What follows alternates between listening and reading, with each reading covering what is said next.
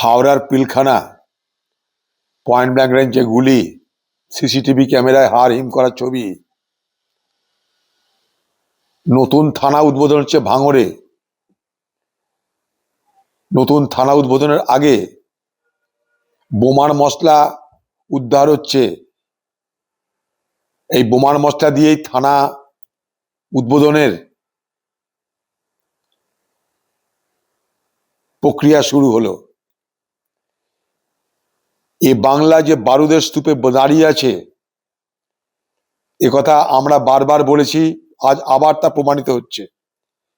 বারুদ, গুলি, খুনি, গুন্ডা, অপরাধী এ বাংলায় তৃণমূলের জমানায় এলাকায় এলাকায় তৈরি হয়েছে। বাইরে থেকে ফৌজ এলো আর ঘুরলো, তাতে বাংলার সন্ত্রাস বন্ধ হবে না। বাংলার সন্ত্রাস বন্ধ করতে আরো কড়া দাওয়াইয়ের প্রয়োজন।